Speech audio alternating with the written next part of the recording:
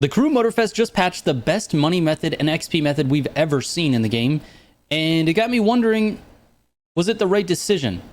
I don't know. Let's talk about it. Let's go.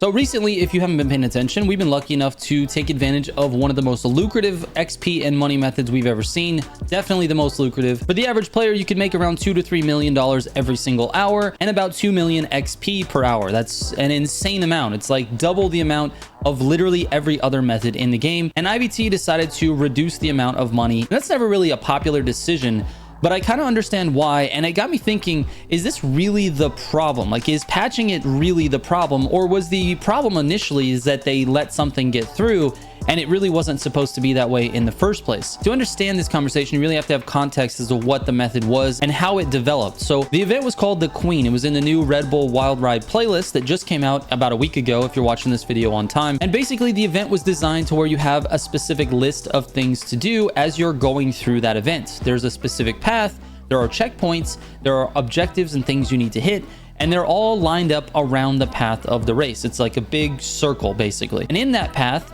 you do have those checkpoints, like I said. However, it didn't require you to go through those checkpoints. If you decided to go off to the left or turn around or do whatever you want, you didn't get penalized for not going through the checkpoints in a certain amount of time. There really actually wasn't any time penalty for anything. So because of that, players were able to just cheese this event. We were able to get the times down below 50 seconds on that event.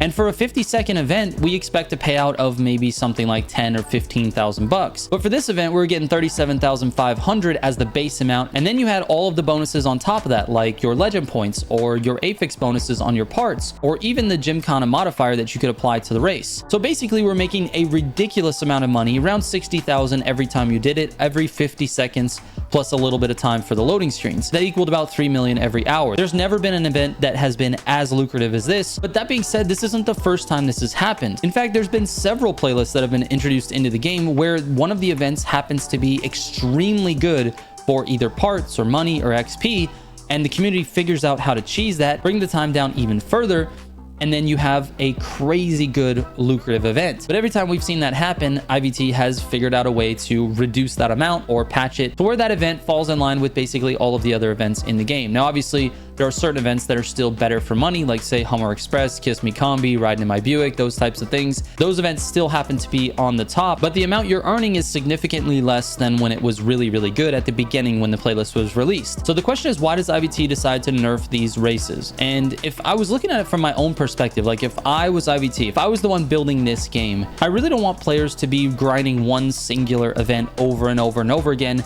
because that makes the game boring and monotonous. It doesn't really give you any fun, and you're just doing that for money. The idea on paper is to actually provide a well-rounded experience that has a bunch of different events that allow you to make money, and you have enough money in order to buy the things that you want in the game, provided that you're investing a sort of minimum amount of time. And according to what this game offers, they obviously have a minimum amount of time required in order to gain some money. Now, that amount is up for debate, obviously. This is why I'm making the video. So the question is really to you guys. I'm just curious what you think in the comments. Do you feel like the balance is there? Do you feel like the economy is where it needs to be? Because these money methods come and go. They get introduced into the game accidentally. IVT figures it out. Well, the players figure it out, and then IVT patches it, and we get frustrated because we don't have enough money. And then it kind of goes in circles when we see another playlist get introduced. So like I said, the question is, we get excited for these moments. Is that excitement because the economy is not that good? Now, me personally, I have a ridiculous amount of hours in the game. I have tons of money. It's not a thing that really bugs me, which is why I'm reaching out to you guys to see what you think.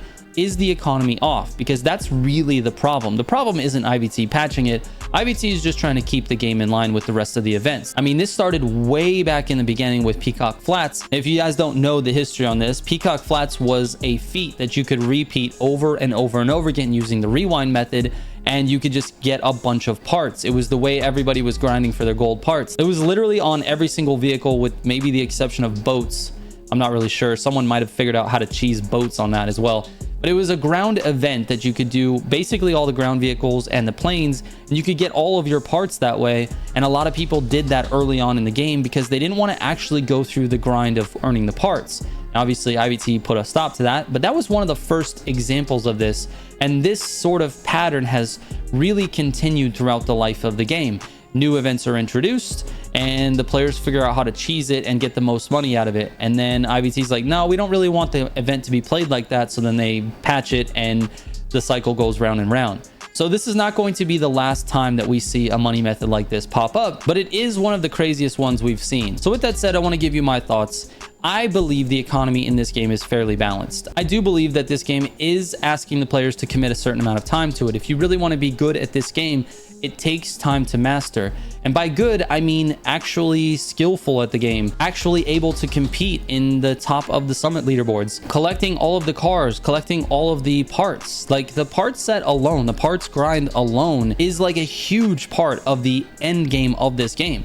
Once you play through all the playlists, your goal should be to get all of your part sets for all of your categories for all of the cars. So that grind is there for a reason. They want this game to have a long tail, and I've been playing it very consistently since launch. And to me, I basically finished that grind within the first few months. And since then, the game just leans on the summits and the grand races. And for me, that kind of makes it a little bit boring. But again, I'm a player with an excessive amount of time played because this is what I do for a living. I'm literally playing Motorfest every single day. So with that said, an average player maybe only plays what, an hour, 2 hours, 3 hours a day, and that might be stretching it. I think there's people with jobs and families and they only play on the weekends, and for those people, I mean, it's very hard to gather the money every single week to simply just purchase the summit bundle. For example, this week's summit bundle is a Ford Bronco and the Lamborghini boat, which, by the way, you're never going to use the boat for anything other than this because it's dog slow.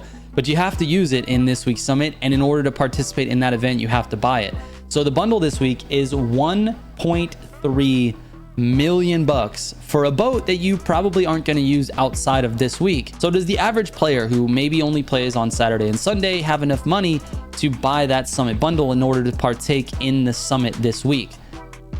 Probably not, is my guess. So money methods like this are extremely helpful. Now, the players that are always grinding the game, money methods are really just not even important. It's really only important to the players who don't have enough time to play the game. So I can definitely see an argument where players should advocate for leaving these money methods in the game and allowing the economy to sort of, I don't know, get out of control a little bit. Once you hit around 60 to 80 million, I don't remember exactly what the number is, but you could basically buy every car in the game with the exception of any exclusive cars from the Crew 2 that are still working their way into the game. But I don't know if the balance is right for those players that are more casual. Like, if they don't have the money to participate in the weekly events, which is, this game is a weekly game, and these money methods are going to help them get there, but the money methods are also going to shorten the lifespan of their game. Is that a negative or is that a positive thing? Do you understand what I'm saying? Like, being able to get the money to pay for the cars to participate in the summit every week is nice, but in the long run, is that going to be hurting the experience because you really don't have anything to play for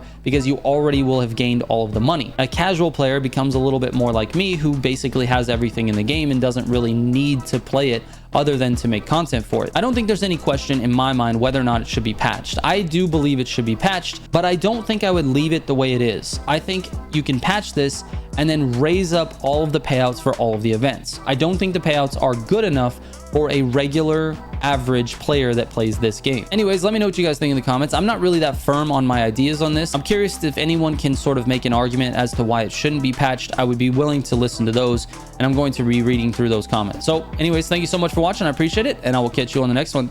Trigger out.